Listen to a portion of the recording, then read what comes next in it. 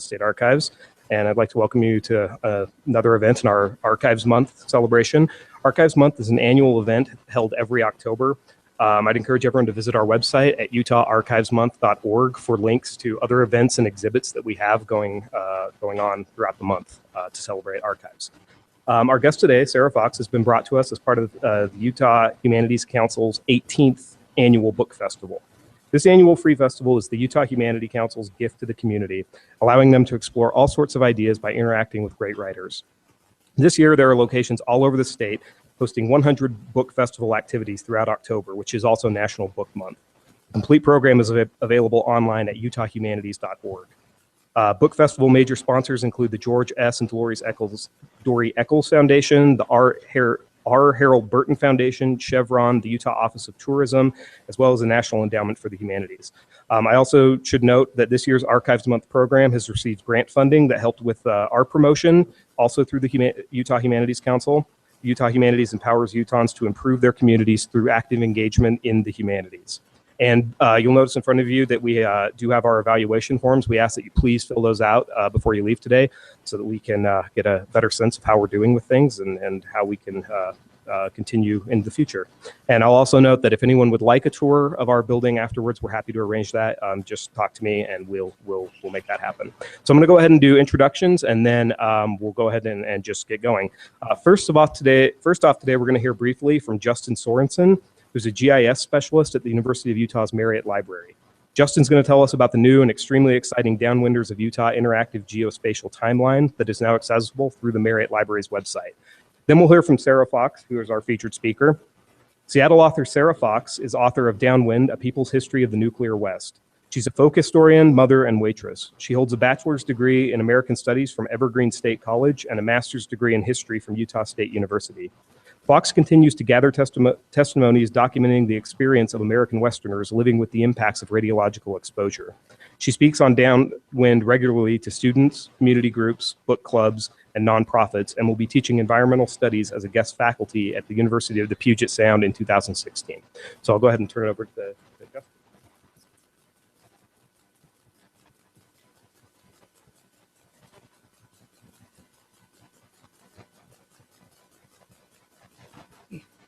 Thank you, Jim. Thank you, Sarah, for allowing us a few minutes to introduce you to the Downwinders of Utah Archive. Our project, which was developed by the GIS Services Department of the Marriott Library, presents an in-depth study of the nuclear detonations, radioactive fallout, and events which resulted in devastating results for Utah's downwinder populations. Through the creation of an interactive geospatial timeline, detailed information on nuclear detonations conducted at the Nevada test site, as well as fallout statistics for all Utah counties, are presented through cartographic maps, animated reconstruction models, interactive motion charts, and a variety of graphics related to testing methods, cloud heights, and dispersal patterns. In addition to these components, the project includes historical photographs and videos of nuclear detonations, archived newspaper articles depicting impacts and government deception imparted to residents, as well as anecdotal oral histories from a few of Utah's surviving downwinders. As an added component to this project, viewers who visit our website will now have the opportunity to share their story if they've been impacted or have a family member impacted by nuclear fallout from the Nevada test site. It's through stories and experiences such as these that a deeper understanding and connection to our history and events are made. Downwinders of Utah is designed to bring together information from various sources in a way that educates viewers of the impacts nuclear testing has had throughout Utah, while relaying the story of a dark time in our nation's history. Newer generations may be unaware of the devastation produced during this era, leading to the creation of an educational tool to aid in understanding the topic in greater depth. The project's focus on individuals, families, and areas that were most impacted as a result of nuclear fallout aids in further understanding the events as they progress, while educating future generations in hopes that the same mistakes of the past never occur again. It's easy to say that the nuclear testing was conducted in the name of national security, but to overlook the impacts these actions have had can result in the same mistakes being made again, and this is the goal that this project hopes to prevent. The Downwinders of Utah Archive is available for viewing via the J. Willard Marriott Library's website, and in the pamphlets that have been distributed to you, the URL for the website is accessible on the back. as well as additional information related to the project. Thank you again for the opportunity to briefly introduce you to this project. I invite you all to visit our website, learn more about our project and the role that Utah has played in nuclear fallout and the effects it's received. And also, please feel welcome to contact me any questions you have about our projects. Thank you.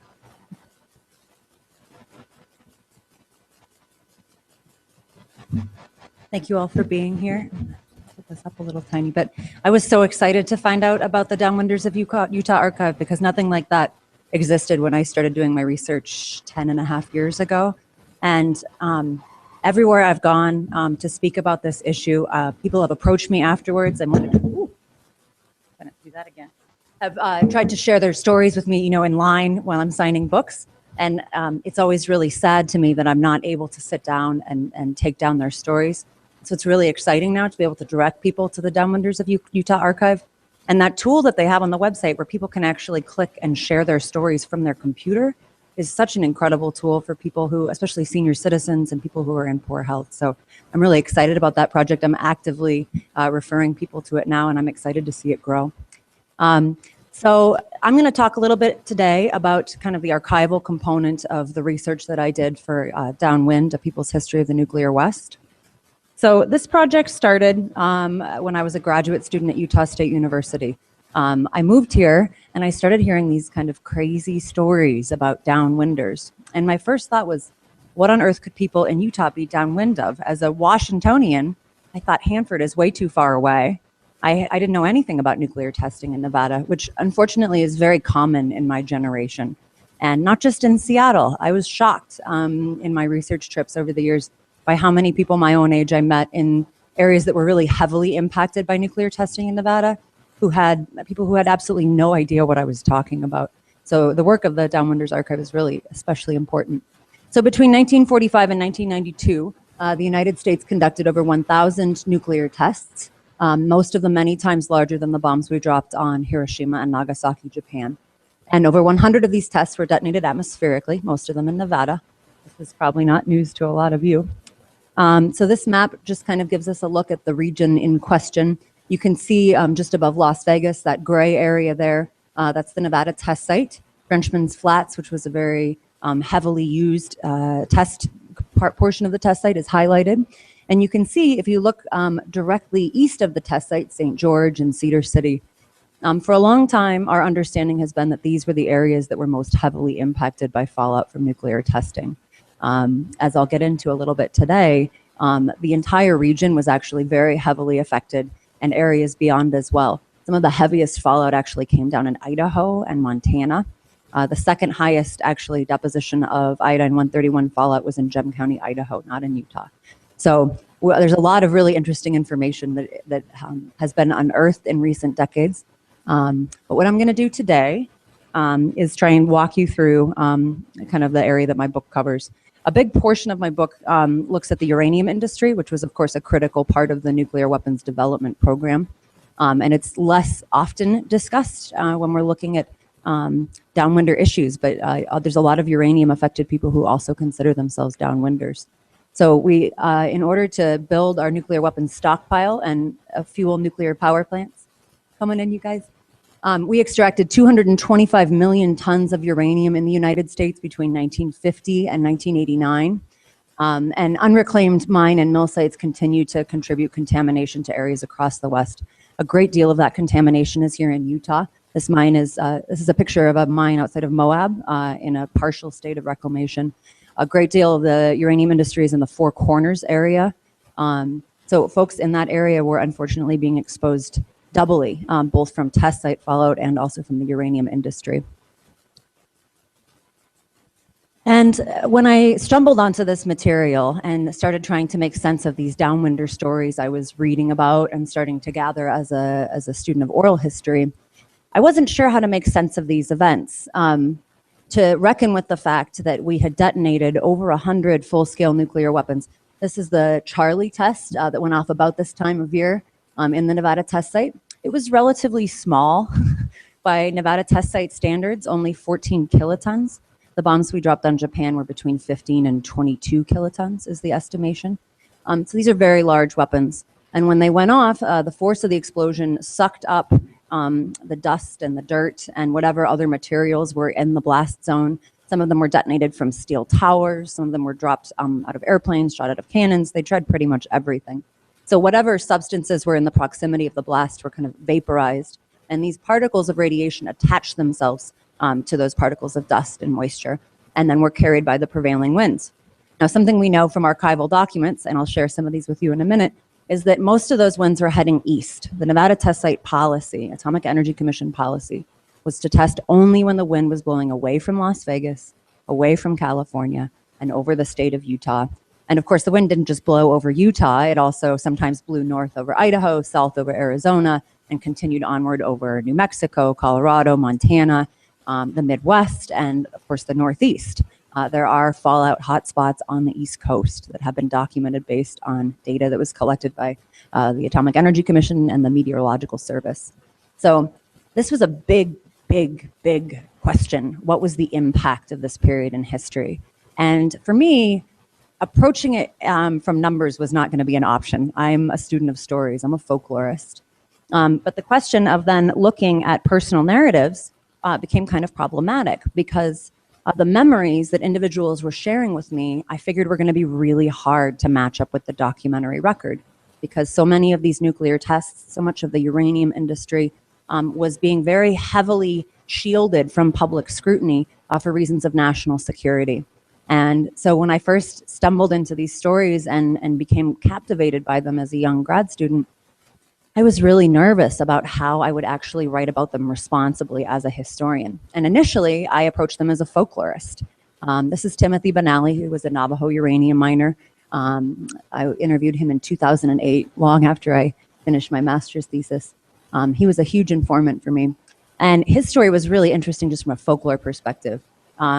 He's a great storyteller. And he used all sorts of folklore strategies and techniques. And so early on, a lot of my research was just looking at the patterns in the stories, the fact that people kept repeating the same phrases over and over again. They kept referring to certain events like the Dirty Harry test, which at the time, nobody would have known that if they saw that mushroom cloud, that it was the Harry test. That kind of information wasn't announced. So people were piecing together information they learned many, many years later. They were pulling in information from media revelations in the 1970s and lawsuits in the 1980s. And I was having a hard time figuring out what people knew when and what the Atomic Energy Commission knew when. And so I went into the archives. And my challenge was building a context for the oral narratives I was gathering. What kind of messages were downwind and uranium-affected populations receiving about nearby nuclear activities? How much of these messages was propaganda, and how much of it actually represented the best available scientific knowledge? Had the AEC knowingly compromised public health? How were citizens interacting with the AEC and other agencies as they began to observe problems in their communities? So I'm just going to walk you through kind of a smattering of my research materials and try to explain a little bit about what I was finding in each of them. So this is an illustration from a pamphlet that was handed out to school children across Utah. These pamphlets were handed out a number of times in the 1950s as part of the AEC's zone management program, which was essentially their local propaganda program. And people in southern Utah, in Cedar City and in St. George and in communities in southern Nevada could actually see the tests going off. Those atmospheric tests between 1951 and 1962 were visible if you were awake and outside. They rattled windows. They broke windows occasionally in nearby communities. They created this great mushroom-shaped cloud that then drifted over nearby communities and deposited dust and ash. And people were able to observe that dust and ash as it landed on sometimes the skin of people who worked outside, farmers and ranchers, many of whom described burning on their skin after they brushed the dust off.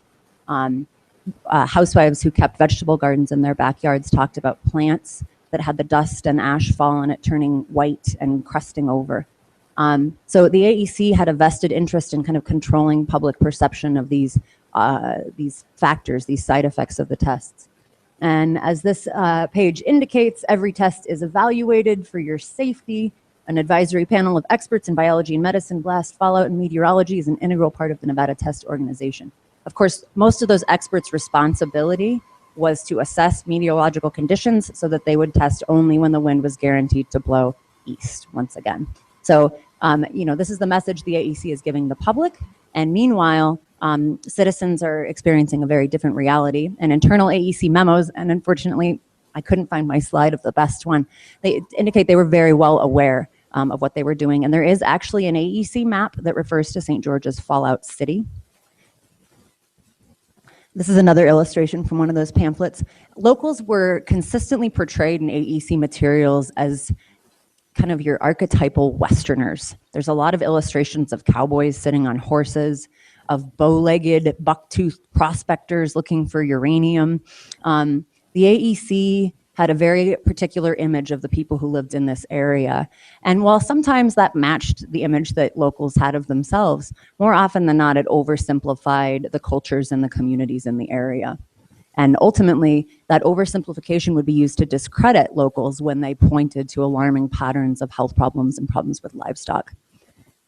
So this is a letter that was sent from the chairman of the Atomic Energy Commission, Lewis Strauss, to a Nevada ranch wife named Martha Bordoli. Her son had just died of leukemia, which was a very new disease in the region at the time. And in the late 1950s, you're starting to see a lot of childhood leukemia in these small communities. Later studies were done that confirmed that there was a spike in childhood leukemia in southern Utah of about 2.44 times what would have been expected. The problem is that leukemia spike is often discredited by scientists in the employ of the AEC and later the DOE because they're such small communities that the sample size is too small. So maybe you have a schoolroom with 75 kids in it and 3 of them come down with acute monoblastic leukemia. It's very strange, but a schoolroom of only 75 kids isn't a large enough sample size for statistical significance. So this is a letter that Strauss wrote to Bordoli after she compiled a petition. It's interesting that she compiled a petition in the middle of the Cold War, questioning what she was being told by the government. And that petition was signed by quite a few of her neighbors. And they were expressing concern that they weren't getting the full story from the AEC, that those pamphlets their kids were bringing home from school were a little bit patronizing and were possibly covering up information that the AEC knew that could have actually had an impact on citizen health. And I found this in the Gunn McKay papers up at Utah State University, and Representative McKay actually underlined several portions of the letter. And I think you can see at the bottom of that 3rd paragraph, the dangers that might occur from the fallout in the tests involves a small sacrifice when compared to the infinitely greater evil of the use of nuclear bombs in war. And then he concludes the letter by stating he has a wife and a son and 3 happy young grandchildren, and he couldn't support testing if he thought their well-being was in any way threatened by activities there. Of course, Martha Bordoli knew his family didn't live anywhere near the test site. After her son died, her husband got ill and was unable to ranch anymore, so they ended up selling their property and leaving the area. So this is another big theme in a lot of the Downwinder stories, these mystery sheep deaths that happened in southern Utah in 1953.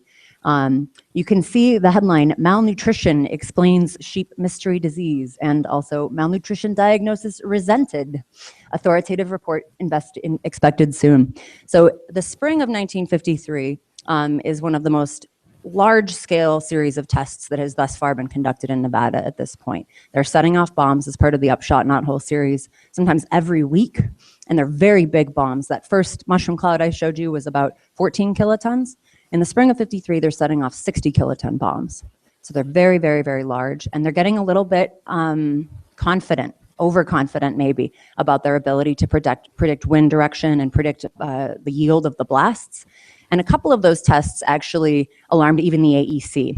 And at one point, they did ask the residents of St. George to take cover after one of the tests because there was concern that there would be widespread observable radiation sickness, acute radiation sickness in St. George. So they sent out a warning over the radio. A lot of people in the surrounding areas didn't have radio at the time. The former mayor of Washington City showed me an article from the year after, or 2 years after that test, hailing the arrival of radio service in his community. So he pointed out that when the AEC wanted to warn them, they just called the mayor, who was working at the general store that he owned, and it was his job to walk over to the elementary school and warn them. And when he got there, the kids were still outside at recess. So coming back to the mystery sheep deaths, a lot of Utah sheep ranchers at that time were ranging their herds out in Nevada over the winter because the Utah rangeland at that point had been pretty heavily degraded by many years of sheep ranching. And so these ranchers, there were 8 families in question, 8 ranching operations in question in this incident, would herd their sheep out north of the test site, which was public grazing land, and then they would herd them slowly back to Lamb in Cedar City. And a couple of brothers were very close to the test site, McRae and Kern Bullock. They saw the mushroom cloud go up, which they'd seen many times before. They didn't think much of it. And shortly after that, some Army personnel showed up in a Jeep and said, "You guys are in a really hot spot. You'd better get out of here." And the brothers remembered the personnel had what we would think of as like hazmat suits on. And they couldn't really get out of there without abandoning, the entirety of their family's livelihood. And 2,000 pregnant sheep don't move very fast. So as they started to make their way, slowly back to Cedar City, they started noticing strange symptoms in their herds, scabs on their faces where they had been eating, browsing along the ground where the dust from the cloud had been deposited. They started noticing spots on the hides of dark-colored animals. And most alarming to them, the sheep started spontaneously aborting their lambs, which they said they'd never seen before. And when they got back to Cedar City, they had a huge wave of mortality in their spring lamb crop, which was a huge economic hit for them. And many of the sheep died as well. So they called in the local agricultural extension agent, Stephen Brower, who was from Utah State University.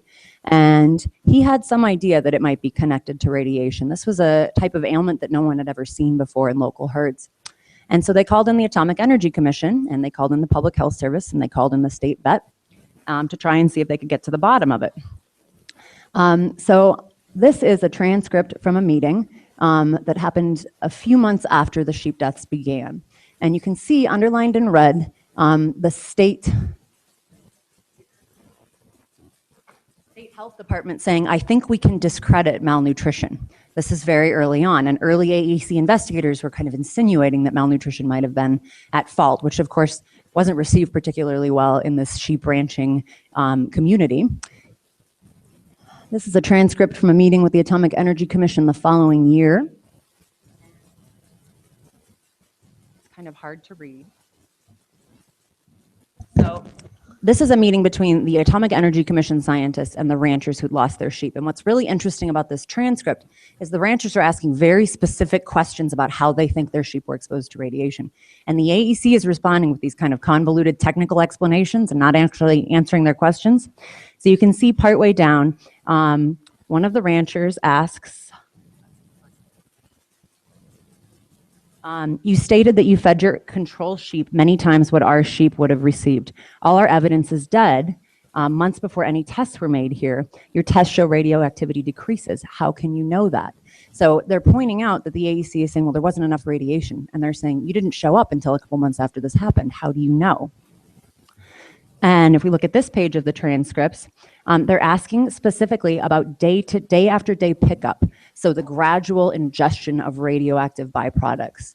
And they're getting the response, nothing but sheep were affected this way. It's the same as other animals. It doesn't follow exactly body weight. They're not actually answering the questions. And I'm sorry, I'm actually having a harder time reading this than I was expecting I would.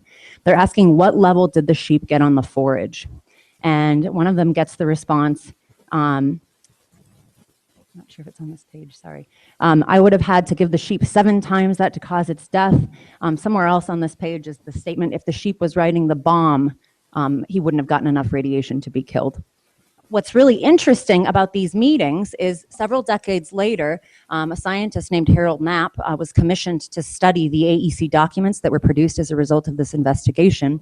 And he concluded that the simplest explanation of the cause of the death in the lambs and the ewes is irradiation of their gastrointestinal tract. So it was, in fact, caused by ingested radiation. And that was what the AEC concluded privately. Publicly, they said it was malnutrition. The ranchers actually took the AEC to court in 1955, which was kind of a brave thing to do in the middle of the McCarthy era. And they were only asking for the cost of what they had lost so that they could stay in business. They were asking for exactly the cost of the lost sheep.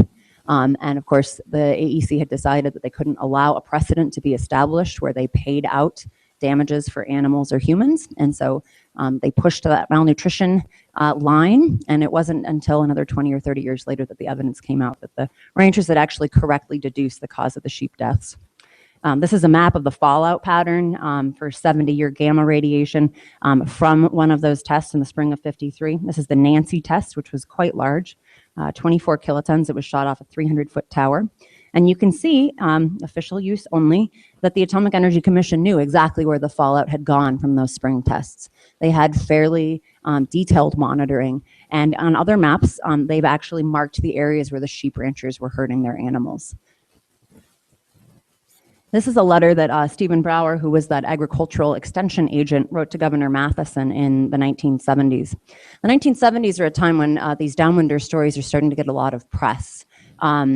Historically, we think about the context, you know, the Vietnam War had dragged on for quite a long time. People were becoming disillusioned with their government. The Watergate scandal happens. And in the downwind communities, citizen activists have been pushing for years and years and years, writing letters to their congressmen, writing letters to the AEC like Martha Bordoli did, to try to get some more information about the kind of contamination that was happening in their area. And as a result of those activists pushing and pushing and pushing, you start to see some media coverage in the 1970s. Some of that's also spurred by the atomic vets, and I've got a slide about the vets that I'll share in a minute. But soldiers who'd been stationed at the test site in the 50s started getting sick and being denied VA benefits in the 1970s because leukemia can't possibly be caused by military service. These guys, of course, knew something different. So in the 1970s, you start to see a lot more public attention being paid. Governor Scott Matheson gets interested. He remembered seeing the tests as a young man in southern Utah, and he appoints a commission in his capacity as governor to go through all those piles of AEC documents that had been declassified. And as a result of that, the sheep story comes back to light. And so he solicited a report from Stephen Brower. And Brower writes and identifies pretty specifically the way the AEC had been handling propaganda and citizen complaints in the downwind area, which included classifying data that appeared damaging to the AEC. He indicates in the second page, he once went with the Public Health Service to visit a family that had been with their sheep in the Hamblin Valley. The wife, a young woman in her late 20s, had lost all of her hair, developed serious emotional problems from nervousness, and had experienced lesions on her ears and nose. The official explanation that was reported to me on this case was that she had undergone a hysterectomy, and this explained the symptoms. Hysteria was often used as an explanation for health problems that women were having, that they were connecting to potential radiation exposure, or the problems that their children were having. Women that took their kids into the doctor because they weren't thriving, something was wrong, and the mothers knew it. They were consistently diagnosed as having housewife syndrome or hysteria, or they were being overprotective, or they were being a little bit nutsy. A lot of women that I interviewed actually shared doctor's reports with me that indicated as much. And it made it very hard for them to be taken seriously, when in fact, they and their children were suffering very, very real health effects of acute radiation exposure. One mother in Cedar City was told that her daughter was experiencing growing pains when in fact she had acute leukemia. So that reference that Brower includes is a really important verification, I think, of a lot of narrative evidence that I was getting from women in the downwind area that they weren't being taken seriously. And obviously the idea of a hysterectomy explaining lesions on someone's face is pretty absurd. He also talks about the persistence of the policy of cover-up in the case of Mr. Douglas Clark. Clark was one of those Cedar City sheep ranchers. He's extremely well respected in his community. He was a well-educated man. He chose to run sheep because he loved running sheep, and it made him into a very powerful symbol in his community. And when the sheep deaths began to happen, he kind of served as the representative of the sheep ranching community in interactions with the AEC. He appears frequently in those transcripts of meetings with the AEC, asking very pointed questions, very eloquent questions. He's very patient. He's very respectful and patriotic. And at one point, he was involved in a confrontation with a military individual, and there's some debate over who that individual was. But this letter from Stephen Brower represents the only actual eyewitness account of that confrontation. Now, I heard about that confrontation between Clark and that military guy from probably 10 or 12 different people, including a 90-year-old piano teacher in Cedar City, who had, of course, been nowhere near that sheep ranch when that confrontation happened. I heard about it from other ranchers. And everybody's story was a little bit different. And so as a historian, I was like, I really want to write about this. It seems really important because Clark was challenging this military representative. He had heard from some of the AEC scientists that studies were being done on livestock, on the impact of radiation on livestock. And someone had indicated to him that the lesions that his sheep had were similar to lesions that had been produced experimentally on the Trinity cattle. Trinity cattle, of course, being research cattle who were exposed to radiation from the Trinity test in New Mexico, which was the first ever atomic detonation. So he had some information that the AEC didn't want him to have. And so this military individual harangued him quite a bit and called him a dumb sheep herder, which is what everybody told me. And shortly thereafter, Doug Clark died of a heart attack. And that became a really big story in Cedar City because Doug Clark, he's a city councilman. He was an extremely well-respected member of the community. And the fact that he was insulted as being a dumb sheep herder, and this is a story that flew around very quickly after his death, the community took that as an insult not only to Doug Clark, but to Cedar City. And when I found this letter from Brower, I was finally able to confirm it with an eyewitness account, which was really exciting, so I was able to actually include it in my book. But Brower testified for years on behalf of the sheep ranchers, and I actually just yesterday was able to meet with his children for the first time, and they have all of his papers, which they are excited to donate to the University of Utah Downwinder Archive, which is very exciting. So this is another part of the story. This is an advertisement from a 1953 Utah Milk Foundation ad. Ironically enough, the Utah Milk Foundation gets together to start promoting the consumption of Utah milk as a marketing organization the same year as the Upshot Knot Hole test series, which of course, as we remember, is one of the biggest test series that takes place in Nevada. And during the 1950s, as I'm sure many people remember, drinking milk was being explicitly linked, as it is today, to strong bones and good health, and more than that, to patriotism and the fight on communism. If we had strong bones and strong bodies and strong children, we could stand up to those pasty Russians. There's a lot of other great ads. There's one that talks about how USGIs in Korea say the thing they miss most is Utah milk. There was a Utah milk drinking queen crowned in Salt Lake City. Little girls in southern Utah competed to see who could drink the most milk and bring in the most milk cartons, and the winner won a bicycle. Now we remember the sheep ranchers were able to see fallout drifting down onto the rangeland, and dairy ranchers noticed this too. They saw their fallout coming down. Now in southern Utah, a lot of the cattle were being fed dry cropped alfalfa, alfalfa that had been baled and stored. So maybe it would have been a little bit harder to see the connection between fallout landing on alfalfa and feeding that alfalfa to cows.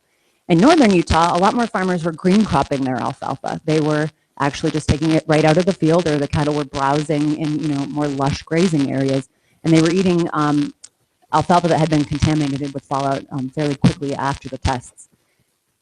And so some of them had concerns, and the AEC had concerns too. The AEC was gathering samples of milk from ranchers and farmers all across Utah and testing that milk for radiation, and publicizing the fact that they were finding very low radioactivity in the milk. The scientist on the right there is Dr. Robert Pendleton. He was a former employee of the Atomic Energy Commission at Hanford, and in the early 1960s, he's at the University of Utah. Now, if you look kind of at the fine print, the study on accumulation of fallout material in milk, in particular strontium-90 and cesium, headed by Pendleton, he points out that they're not finding enough to cause concern about public health. Now, the AEC had specifically instructed scientists to look at strontium-90 and cesium-137. Those were the byproducts that were at the top of the research agenda. Of course, there's quite a few radioisotopes that are produced when you set off a nuclear bomb. One of them is radioactive iodine-131, which isn't mentioned in this article. And around the time that this article comes out, Pendleton discovers that radioactive iodine-131 is accumulating in milk in really dangerous levels. He had been with a group of students in Cottonwood Canyon outside of Salt Lake, measuring radioactivity in granite, and their instruments just went completely bonkers. And he had worked for the AEC, he knew about the testing, and he actually had a network of dairy farms set up for the cesium study, where he had monitoring stations. So alarmed by the amount of radioactivity he was picking up outside of Salt Lake, he drove around to monitoring stations all over the state and found that the milk was extremely radioactive with iodine-131. When he alerted the Public Health Services and the Atomic Energy Commission, he was told not to say anything because people would depress their calcium intake. What he was on to was the fact that iodine-131 was being released by the bomb fallout, traveling on the wind and falling with the rain, landing on grasses and pastures, and grazing animals were eating the grass, and something called bioaccumulation was happening, where the concentration of contamination was increasing as it went up the food chain. So by the time children drank the milk, that radioactive iodine-131 was passing behind their developing thyroids, which of course iodine seeks out the thyroid. This is actually a graphic from a study done by the National Cancer Institute. Came out in 1997, which was about 40 years after the AEC started gathering this data. They were measuring children's thyroids in the 1950s in southern Utah. This is a map from that National Cancer Institute study showing the deposition of iodine-131 across the United States from atmospheric nuclear testing between 51 and 62. And as you can see, it's definitely not confined to southern Utah. The heaviest areas of deposition are going to be indicated by those red counties. And some of the heaviest deposition was actually in Idaho and Montana, areas that today are not generally recognized as being downwind areas. You can also see that there's hot counties all the way on the East Coast. So those farmers that were asking the AEC when AEC representatives came to test their milk, is it hot? Should I be worried? A lot of farmers told me I would have dumped the milk if they had told me that it was dangerous. They're being repeatedly assured that they have nothing to worry about. So even though they can't necessarily see the radiation, they can't smell it, they can't test for it, even though the AEC is testing for it, no warning is given to the public about the risk to health. And moving on into the 1970s, as I indicated, you start to see a lot of publicity about this in response to all the questions that citizens have been asking for so many years. And this split starts to emerge in the data that is being collected and publicized. There is the camp that says there's no way to make a connection. The fallout radiation danger is a great cloud of doubt. James Enstrom wrote a lot of pieces like this. He's a very well-respected scientist. And on the other side, researchers say the Lion data, which was about childhood leukemia, was among the most significant. Now, what's really interesting about the Lion data is he was asked to compile a study of childhood leukemia in Utah as a result of all this public outcry. And when his study initially came out, pointing to that 2.44 time increase in childhood leukemia in southern Utah, he was lauded as having identified, this really important information. And a lot of his colleagues had really nice things to say about him. Well, over the years, as he fought to get funding to continue his study and expand his study, he started receiving more and more criticisms of bias, of bad methods, criticisms that have never been levied against him before. And this is unfortunately pretty common, a pretty common experience for scientists and others who point to dangers from industrial activities. Their research is questioned and their methods are questioned, and those questions are used to discredit their studies.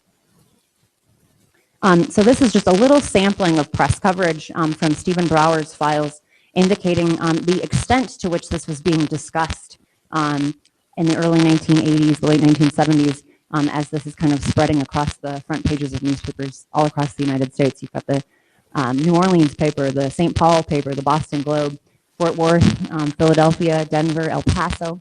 So for a brief time in the 1980s, late 70s, these stories, these citizen stories and the reports that are coming out to verify them, those declassified documents that Matheson's commissioner finding, they're very big news, and there's a lot of discussion about what ought to be done. And a number of citizen lawsuits are filed during this period. A few of them did actually win. There was a class action lawsuit for Downwinders, the Allen case. There was a case filed by the uranium miners who had actually a fair amount of evidence that the Public Health Service and the AEC were monitoring them without their knowledge and gathering data about the emergence of lung cancer among uranium miners. The sheep ranchers reopened their lawsuit in the early 1980s, and a lot of them saw victories early on that were subsequently overturned on appeal on technicalities of federal tort law. This is the Cooper death. This is a file that I found, a clipping that I found, again, in the Gunn McKay papers. Cooper was one of the atomic vets, and when he was denied his VA claim for his leukemia, he talked to other guys from his squadron, and he heard similar stories. Other guys had similar health problems. Interestingly enough, Paul Cooper was from Emmett, Idaho, which is in Gem County, which is the second most heavily affected county in the United States from iodine-131 fallout. So while Paul Cooper was stationed at the test site, marching on ground zero after nuclear detonations in order to become accustomed to the look and feel of atomic warfare, his family was being exposed really heavily back in Emmett. And he didn't know at the time that his family had been exposed. They didn't know that for many years. But he was very concerned about getting his benefits for his family, and he was being denied. So his elected officials became champions for him, and he actually testified in a national hearing. And in the middle of those hearings, he passed away. And it had a really huge impact on public awareness of this issue. The betrayal of this young military man and many of his peers really captivated the attention of the nation. And as that paper on the far right indicates, Boston and Albany got a fallout dose too. So for a very brief time, this was widely known. This event in history was being discussed all across the country. Fast forward a few years, the Radiation Exposure Compensation Act is passed. People who live in particular counties and are suffering or have suffered from particular cancers and can prove that they lived in those counties during atmospheric nuclear testing can, if they fill out all the right paperwork, get a $50,000 payment. Same goes for the atomic vets get a little bit more. Some of the uranium miners get a little bit more. But oftentimes it's very difficult for these individuals or their families to produce the records for exposures that happened, 60 years ago. And a lot of people really struggle to get compensation. This is Tona Henderson. She's a Downwinder in Emmett, and she's walking me to Paul Cooper's grave right there. Paul Cooper's family, who suffered from radiation-related health effects, are not eligible for RECA compensation. People in Salt Lake are not eligible for RECA compensation. It is still limited to that very small area of southern Utah for Downwinders. So I had the benefit of being able to look at all these archival documents, these AEC fallout maps and these declassified AEC documents. But at the time, the citizens who were recognizing these patterns of health problems, these patterns of environmental change, these patterns of mortality and defect in their livestock had nothing to draw on but stories. Stories of their own experience, stories of the experiences of their neighbors. And they were also drawing on experiential knowledge that had been handed down from generations of living in these areas, raising sheep in these areas, raising cows in these areas. It's not an easy thing, actually, to be a farmer or a rancher in the arid West, and it requires a great deal of knowledge. And so when the Atomic Energy Commission insulted people in these communities as being dumb sheep herders or just a bunch of Mormons or just a bunch of Indians, and not having, the awareness of radioactive contamination or the processes of, nuclear isotopes moving through the landscape, they were missing out on the fact that these folks actually had very sophisticated knowledge about what it meant to live in their communities. They had sophisticated knowledge about medical history in their own families. They had genealogical records that were very extensive that showed that these kinds of patterns of illness were new and aberrant. And ultimately, it didn't really matter to a lot of these people what the AEC had to say, what the scientists had to say, what the archival documents had to say. They were informed by their own experience. And so I was incredibly grateful that I was able to put my hands on all those archival documents to verify the stories that these people were telling me. I think they should be able to stand on their own, but unfortunately, when we're trying to convince the broader public of the veracity of their claims, those archival documents really become crucial in helping to make their case. So with that, I'll go ahead and open it up for questions. I kind of skipped through a lot of material, so I'm happy to try and fill in any gaps.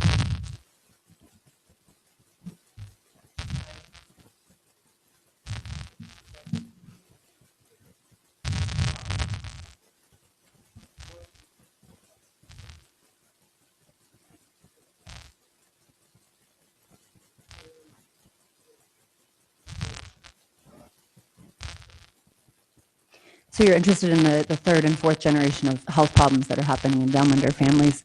Unfortunately, I can only draw on anecdotal, as it's often dismissed, anecdotal evidence. I'm hearing a lot of stories from the people I interviewed that the concentration of health problems seems to increase with subsequent generations, which we know that radiation exposure can alter genetic material.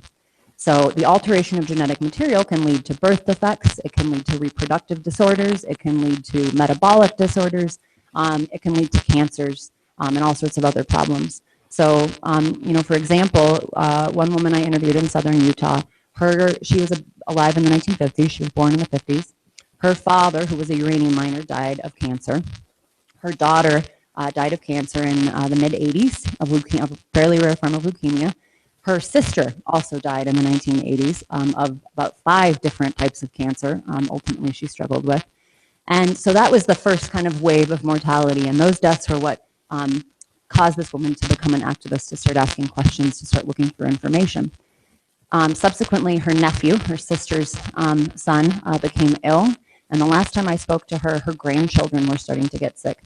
And not just 1 or 2, but quite a few of them. And so one thing that I observed quite a few times in interviewing people is that people have lists. They keep lists of patterns of illness that they've observed in their families and in their neighborhood, like a 3-block radius of where they grew up. And those lists are continuing to grow. And the people who keep them don't cut off after, the generations that were born after atmospheric nuclear testing. They don't see a divide. And frankly, from the science that I've looked at, and I'm not a scientist, there isn't actually much of a divide. So this idea that we can draw some sort of arbitrary line at 1962 and say that there wasn't any more contamination after that, that there weren't any more impacts after that, I think is kind of ludicrous. It would, though, be great to get some studies done.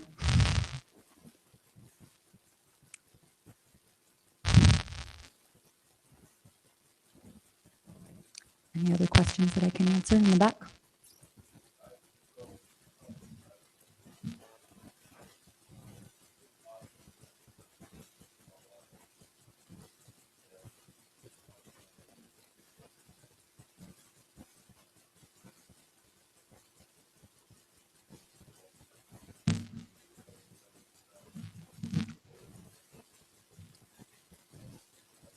So the indication of a clean looking county on the map of iodine 131 exposure, you're talking about southern Idaho. When you see clean counties or counties that don't appear to have a lot of exposure, it can mean a couple of different things. One, that data wasn't being gathered in that area, and so we can't actually reconstruct how much contamination there was. But the AEC and the Weather Service actually had a pretty thorough monitoring program, and they do actually have data for every county in the country. You can actually go onto the National Cancer Institute website. I have a link to it on one of the papers over there. And there's a calculator, and you can look up the county that you grew up in the 50s. You can indicate how much milk you drank as a child, and it will estimate your fallout exposure for any county in the country. So they may have had less data in some cases. It's hard, I don't know the specifics of how much they had from each place, but they were gathering data in every county in the country and making estimates. So clean counties, sometimes they're kind of aberrations of wind and weather and landscape. The places where mountains were, the places where inversions happened. I mean, Salt Lake residents know a lot about inversions. Emmett gets really bad inversions, and the thinking is that that's probably part of the reason why Emmett in particular and Gem County more broadly were so heavily exposed. So based on the weather patterns in individual areas, and also the source of milk that people were drinking, that tends to explain, the degree of exposure that each county had.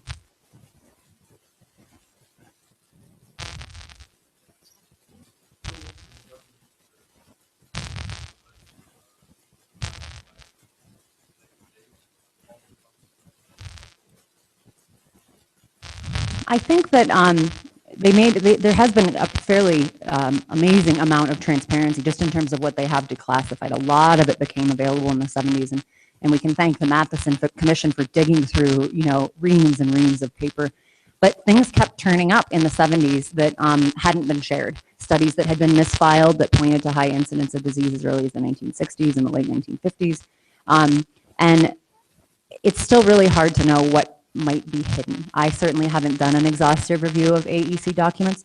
There are historians, Frederick Schrommel has done quite a bit looking at AEC memorandum about the test site and about the zone management program. He's looked at quite a few of those documents. There's Alex Wellerstein's done a lot too. But I can't help but think that there's still things that we haven't found yet because you have to look for them. And this is a huge amount of material. I've looked at a tiny part of it, so I don't doubt that there's things that could still be found. I think you had a question in the front.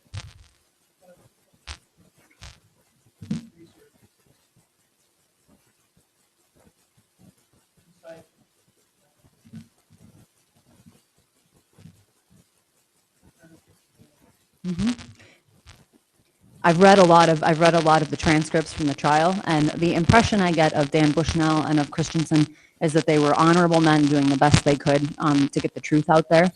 Bushnell repeats over and over again in his testimony that they're not interested in challenging the atomic testing program. He stresses the patriotism of the ranchers. He stresses his own patriotism. And at the time when Christensen awarded in favor of the federal government, he acknowledged that there were things that concerned him about what they were saying. He acknowledged that they were playing a little fast and loose as far as he could tell with public safety. But he couldn't, based on the evidence that was available to him, because of course the AEC controlled all of the evidence, he couldn't find in favor of the ranchers. And the opinion that he wrote when he reversed his original decision later in the 80s is incredibly eloquent.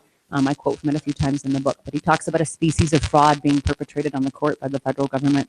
I think that they are, Bushnell and Christensen are heroes in this story, and that they really did attempt to get at the truth as best as they could with the material that was available to them at the time.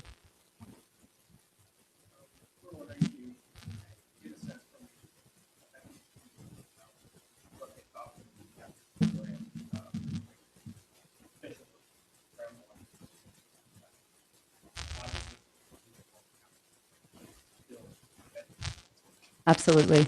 I think that the reaction of communities in the area to the shift to underground testing was really mixed. I think the people that were already asking questions about the safety of the testing program, people who were really deeply concerned, weren't particularly comforted by moving testing underground. In a lot of cases, a lot of people told me they were still nervous because, you know, they'd seen how big the bombs were when the mushroom clouds went off.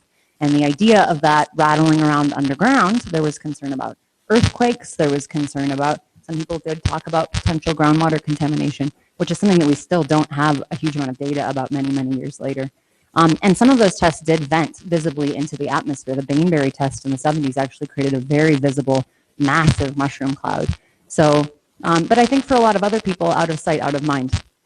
There were a lot of folks who were pretty effectively convinced by the zone management program in the late 50s. And the idea that testing was going to be underground, that they were still going to be getting all of these, they were getting all these same messages about how we're carefully evaluating everything and we have new safety protocols and you have nothing to worry about.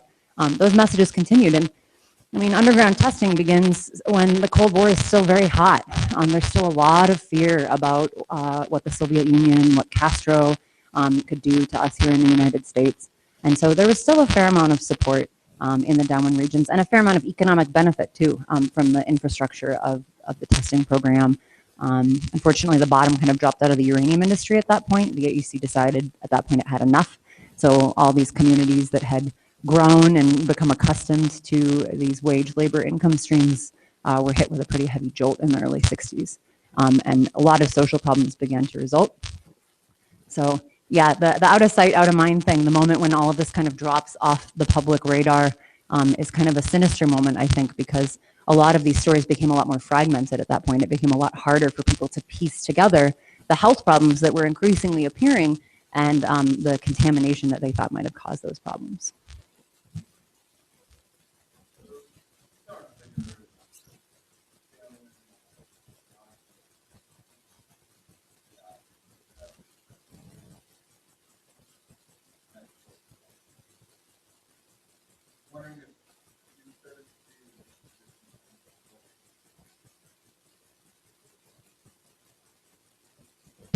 I think the question of whether there's kind of a broader awareness of the degree to which Utah is downwind of toxic contamination beyond nuclear testing, there's a couple of answers to that. There are some groups like Heal Utah doing some incredible work to raise public awareness of these issues across the board.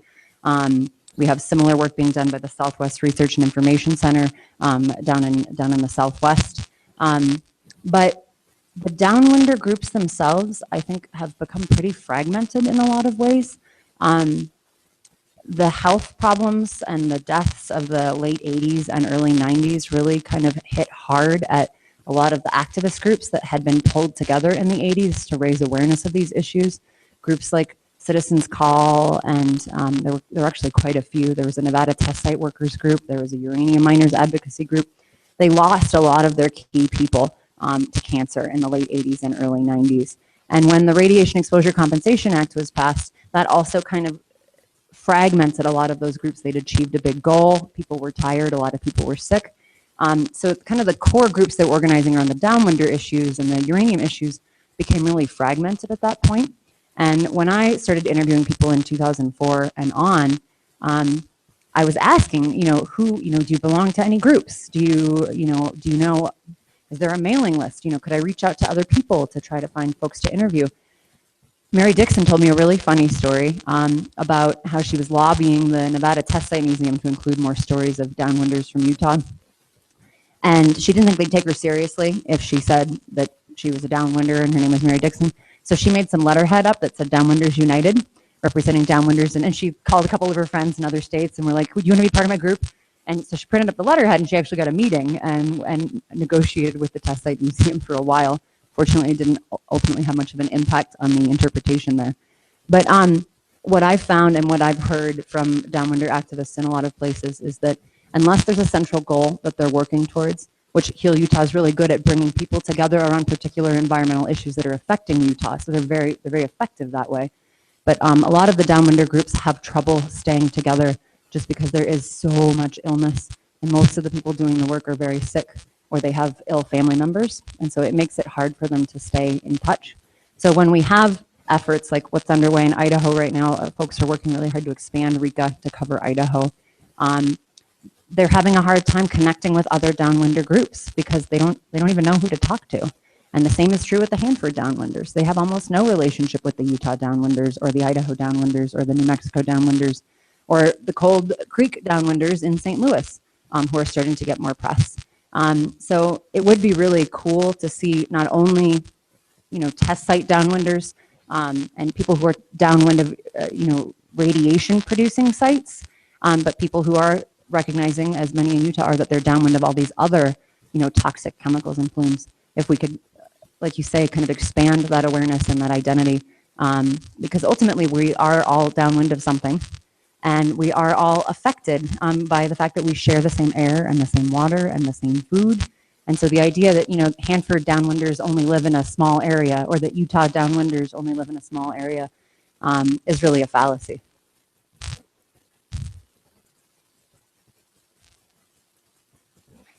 Backlash for my research in my book.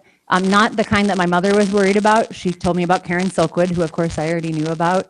And she warned me about, just watch out for black SUVs. And she was kind of half kidding. And it was a little nerve-wracking initially when I headed out to do interviews. But I've been amazed actually by the amount of support that I've gotten. Universally, the response has been indignation that these stories are news to people. It's upsetting to people to find out the extent of this contamination, the number of these stories that exist, the lack of justice that's been done for the people who were affected.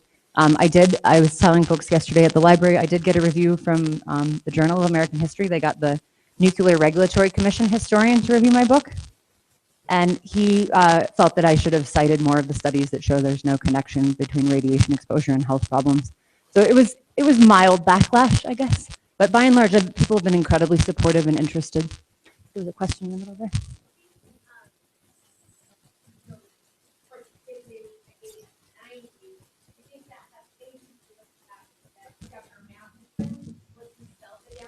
Yes, and he died in the mid-'80s after making some amazingly eloquent public statements. So yeah, you're asking about the press coverage in the 80s and 90s being a result of Governor Matheson's efforts to bring publicity to this issue. Absolutely. Governor Matheson did probably more than any other single individual because he had the platform that he did to raise awareness of this issue. And he spoke very eloquently about the need for governors to ask critical questions of the government so they can advocate for the safety of their people. So Matheson did have a big role to play, and Orrin Hatch got on the bandwagon too, and styled himself as a big champion of the Downwinders early on, and he was helpful in advancing their cause. Later on, a lot of Downwinders became very frustrated with his refusal to return phone calls, etc. So yeah, Matheson had a lot to do with it. 3 Mile Island and Chernobyl also had a lot to do with it, happening in 79 and 86. That really helped, and the China Syndrome movie that came out really helped to kind of raise awareness of nuclear risk. What's interesting is that the radiation that was released by 3 Mile Island and Chernobyl pales in comparison to the total radiation released by domestic nuclear testing in the uranium industry. There was actually a nuclear accident in 1979 that almost nobody's heard of. It was the Rio Puerco spill, and it happened on the Rio Puerco River on the Navajo Reservation. And this United Nuclear Corporation tailings pond, where they dumped all the radioactive and very highly toxic sludge that was left over from milling the uranium, they would just dump it in unlined ponds, which is traditionally how we've handled a lot of nuclear byproducts. And the dam wall broke, and a massive amount of radioactive effluent rushed into the Little Rio Puerco River, which was a key water source for agriculture and human consumption in that area. Then it goes into the Rio Grande. For purposes of comparison, 3 Mile Island, I'm going to have to actually look up the number, but 3 Mile Island produced about 1/3 of the radiation that the Rio Puerco spill did, just in terms of release into the environment. Rio Puerco, I want to say, was about 46 curies of radiation. 3 Mile Island was less than 20. So those incidents did really capture public attention, but ultimately, they pale in comparison to these longer-term, less visible processes of contamination that happened throughout the Cold War and that are continuing to happen today. Unfortunately, most radioactive contamination a lot of it stays in the environment for a very, very long time, and we haven't figured out solutions for taking care of it. And so this is very much a current issue.